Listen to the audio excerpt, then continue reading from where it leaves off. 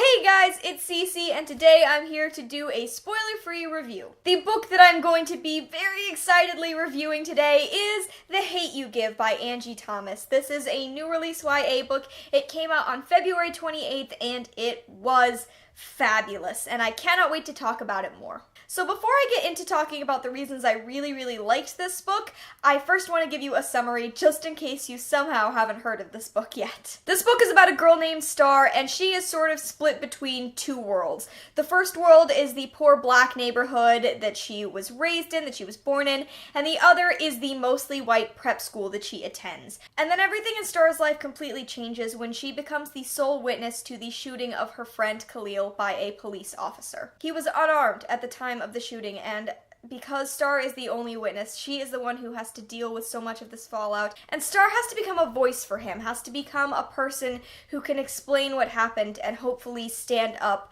and talk where Khalil no longer can. The other main thing that you have to know about this book is that it was inspired by the Black Lives Matter movement. That is how it was being hyped for all of these months, and that is definitely the kind of story that I got out of it. In case you don't know how long this book is, this is a 450-page contemporary novel, which can seem like kind of a chunky thing to get through, but one of the things I loved about it was that it never felt too long at any point. I'll talk a little bit more about that later, but the length is 100% worth it. The first thing that I actually want to talk about is our main character, Star. Star is the most unique voice. She comes to life so strongly on a page in so many different ways. She is smart and incredibly loving, but also terrified to let people in. She's loud and she's afraid, and she is brave, and she is so incredibly funny. So much of this book hinges on Star as a main character,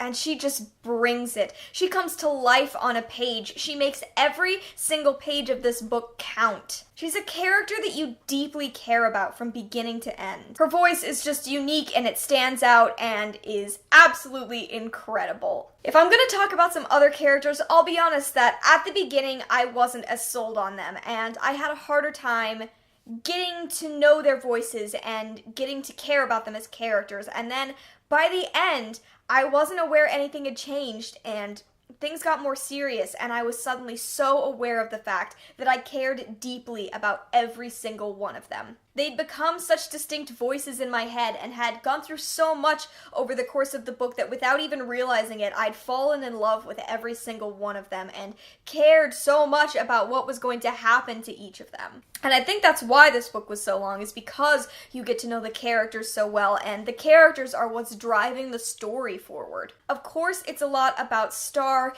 dealing with all of these different things in her life, dealing with how she is going to be able to speak up for Khalil while also being terrified of what that will mean for her.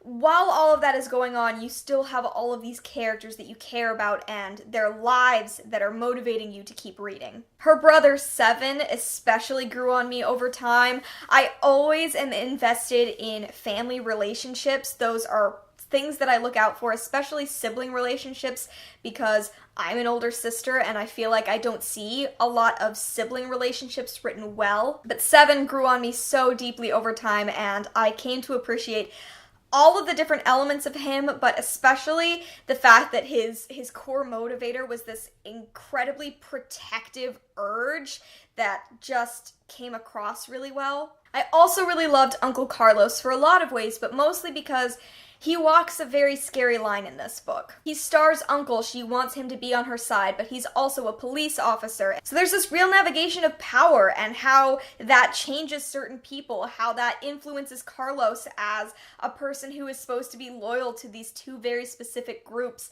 and how Star sees his position in both of those groups.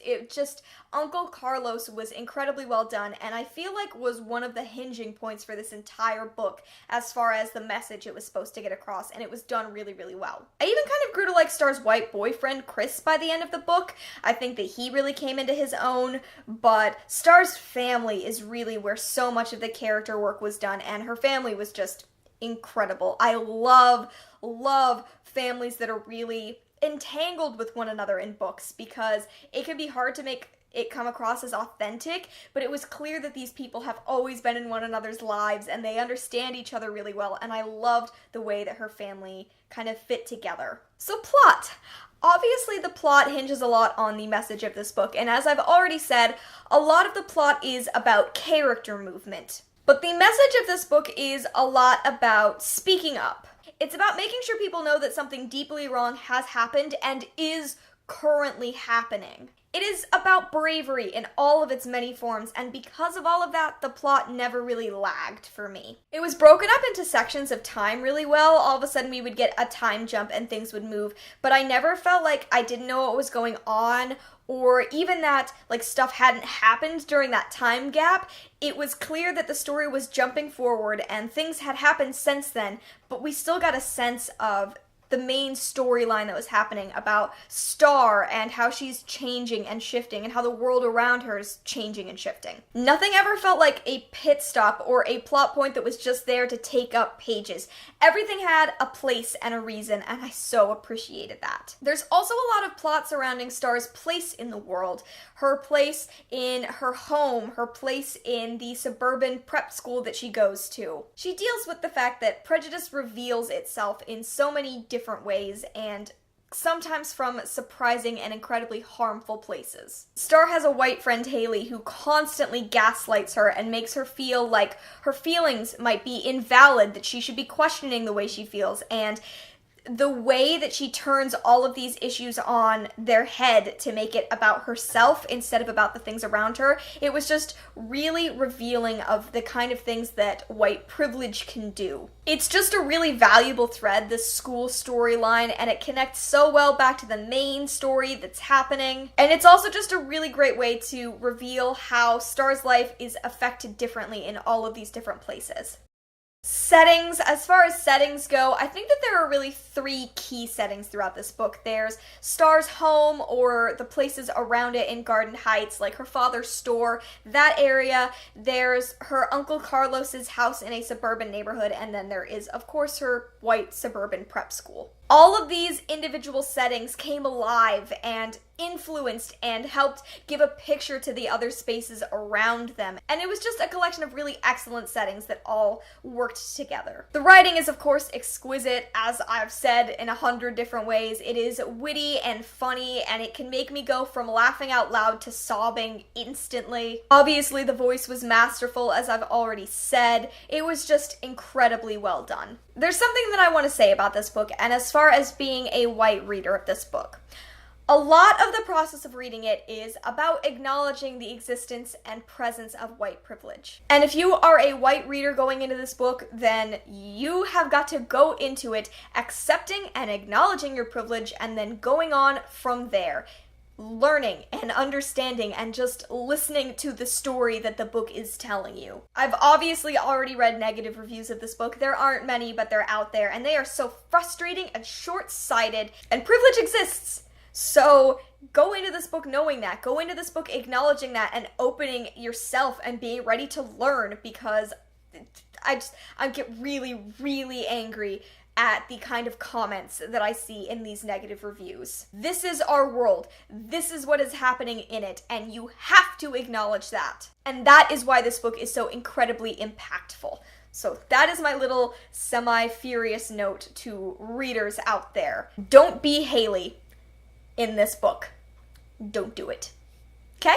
I did want to say I had two teeny tiny issues with the story, the first of which is that there is a character who is slut-shamed pretty frequently throughout the book, and there are a lot of other reasons why she's a character that you question, but it was kind of frustrating that it was always kind of drawn up to how she looked and how she dressed, and that just kind of frustrated me. And the other small thing was that Star has a friend who she really, really likes, and she makes this comment multiple times where she's like, if I wasn't straight, I would totally date her. Oh man, if I wasn't straight. And as a gay woman, that is just kind of like an annoying thread to keep reading. Like, yes, I know that you're straight, and there are other ways of acknowledging how great a person is without emphasizing that.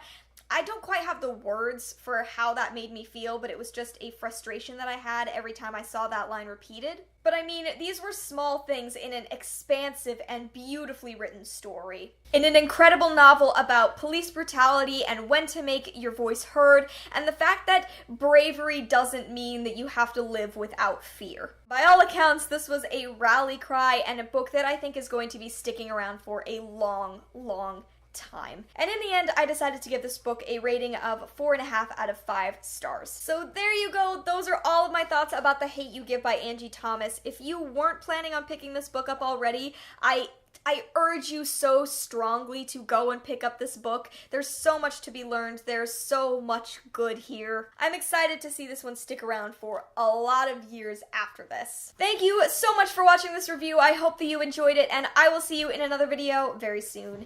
Bye!